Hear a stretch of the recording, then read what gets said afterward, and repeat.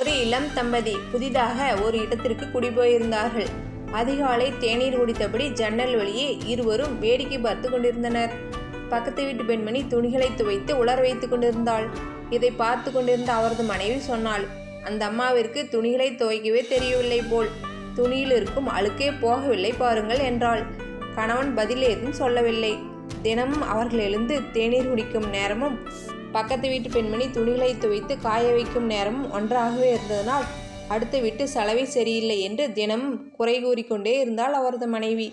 திடீரென்று ஒரு நாள் பக்கத்து வீட்டு பெண்மணி துணிகளை உலர வைத்த போது பளிச்சென்று சுத்தமாக உலர்வதை பார்த்தாள். அப்பாடா, இப்போது அந்த அம்மா துணிகளை துவைக்க கற்றுக்கொண்டார்களா இல்லை நல்ல சோப்பை பயன்படுத்த ஆரம்பித்து விட்டார்களா என்று தெரியவில்லை. துணிகள் பளிச்சென்று இருக்கிறதே என்றாள். கணவன் அமைதியாக சொன்னான், இன்றுதான் நம் வீட்டு ஜன்னல் கண்ணாடிகளை சுத்தம் செய்தேன் என்று. அடுத்தவர்களை குறை கூறும் முன் நம் குறைகளை சரி செய்து கொள்வோம். இந்த மாதிரி குட்டி குட்டி கதைகளை கேட்கறதுக்காக நம்ம குட்டி ஸ்டோரி சேனலை லைக் பண்ணுங்கள், சப்ஸ்கிரைப் பண்ணுங்கள், நம்ம சேனலுக்கு சப்போர்ட் பண்ணுங்கள். தேங்க்யூ.